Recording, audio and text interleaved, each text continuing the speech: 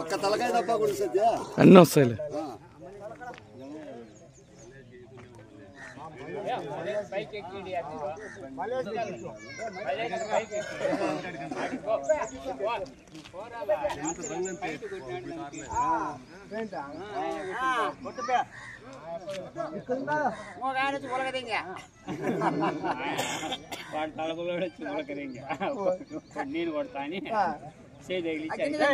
నమస్తే శంకరన్న. నమస్తే సత్య.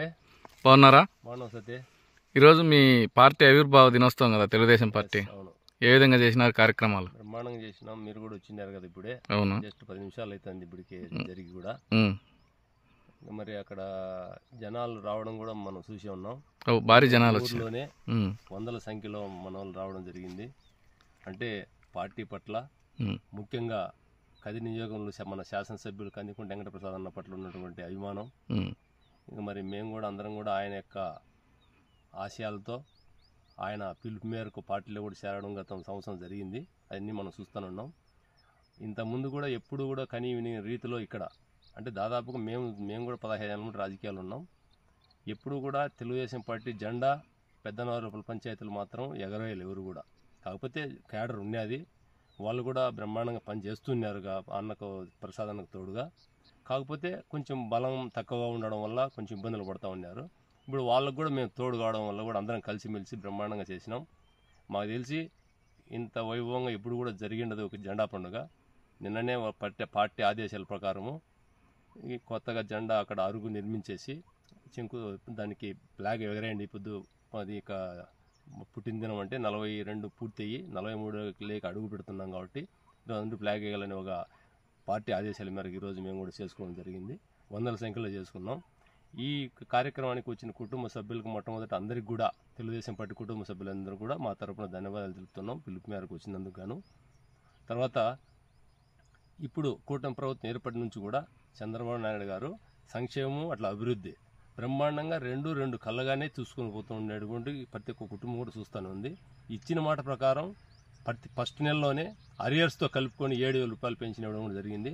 అప్పటి నుంచి కూడా ప్రతి 1వ తారీఖే ఇంకా ఒకసారి ఎప్పుడన్నా 1వ తారీఖు ఆదివారం కానీ ఏదైనా ఫెస్టివల్ వచ్చి పండగ కానీ వచ్చే సందర్భంలో 29వ తారీఖు 30వ తారీఖు కూడా పంచిన సందర్భాలు మనం చూస్తున్నాం. 4,000 రూపాయలు పెంచాను. వికలాంగులకు 6,000 ఇస్తున్నారు. వికలాంగులకు 6,000 ఇచ్చినారు. పూర్తిగా మంచంలో ఉన్న వాళ్ళకి 15,000 ఇచ్చినారు. అవి ఎక్కడ కూడా తూచా తప్పకుండా జరుగుతున్నాయి. అవన్నీ కూడా ఎన్క్వైరీ కూడా జరిగినాయి. పూర్తిగా దాంట్లో గత ప్రభుత్వంలో ఏం చేశారంటే దొంగ సర్టిఫికెట్లు ప్రొడ్యూస్ చేసి కొంతమందికి దొంగ పెన్షన్లు తీసుకుంటున్నారు. అట్లాంటి మాత్రం ఖచ్చితంగా న్యాయం జరుగుతుంది, వాళ్ళందరికీ వెళ్ళిపోతాయి. అసలైనటువంటి పేదలకు, అసలైనటువంటి లబ్ధిదారులకు వాళ్ళకి ఇంకా న్యాయం జరిగే విధంగా జరుగుతూ ఉంది. అది కరెక్టే. ఇప్పుడు మన కాళ్ళపెంట ఎంపీపీ దాంట్లో తెలుగుదేశం పార్టీ పైన ఆరోపణ చేస్తున్నారు. ఆరోపణ చేసేది ఏం లేదు. తెలుగుదేశం పార్టీ ఇప్పుడు ఎందుకంటే అక్కడ జగన్ అనే అబ్బాయి ఎంపీపీగా ఉన్నాడు. ఆయన రాజీనామా చేసినాడు. రాజీనామా చేసిన తర్వాత మళ్ళీ ఎలక్షన్ జరగడానికి ఆనవాయితీగా జరిగింది. నోటిఫికేషన్ వచ్చింది, డేట్ ఇచ్చినారు, 27వ తారీఖు జరిగింది. ఆ రోజు వచ్చేసి మాకు తెలుగుదేశం పార్టీకి వచ్చేసి ఇద్దరు మాత్రం తెలుగుదేశం పార్టీలో ఉండింది వాస్తవం. 2 సభ్యులు అంటే రాజ్యాంగబద్ధంగా జరపడం లేదు. జరపడం కాదు, ఖచ్చితంగా రాజ్యాంగబద్ధంగా జరిగిండబట్టే ఈ రోజు ఖచ్చితంగా ఏం జరిగింది అదే జరిగింది. అదే నీకు ప్రసాద్ అన్న రాజ్యాంగబద్ధంగా జరుపుకోకుండా అనుకుంటే 27వ తారీఖు ఎప్పుడు తెలుగుదేశం క్యాండిడేట్ ఎప్పుడు ఎంపీపీ అయ్యేది. ఆయన అట్లా ఇష్టపడాడు, ఎప్పుడు కూడా బలాన్ని చూసి పోలంటాడు. కాకపోతే ఫస్ట్ రోజు ఆ టయానికి ఎవరు సక్రమంగా కొన్ని అనివార్య కారణాల వల్ల మరుసటి రోజుకి వాయిదా పడింది. వాయిదా పడిన తర్వాత ఆ రోజు కూడా ఖచ్చితంగా అందరూ 3 ఆల్రెడీగా తెలుగుదేశం పార్టీకి మద్దతు తెలిపినారు ఓపెన్గా. ఇంకా 2 కూడా వాళ్ళలో ఓటేసే వాళ్ళు రెడీ ఉన్నారు.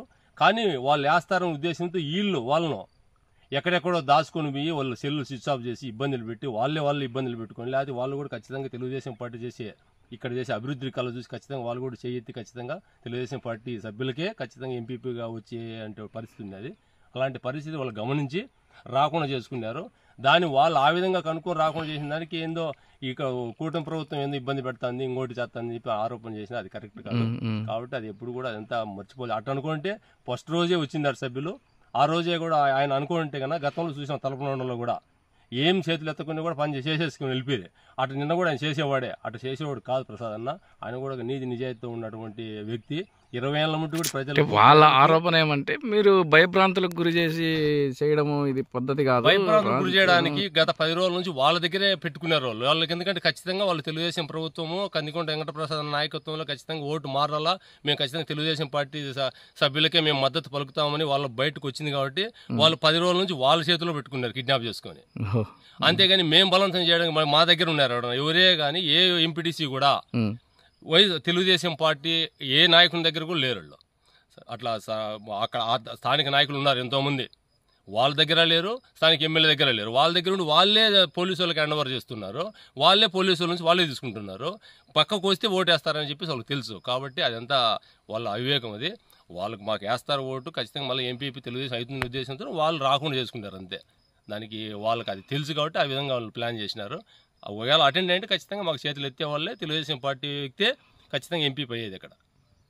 అది ఓకే అన్న, థ్యాంక్ యూ. ఓకే.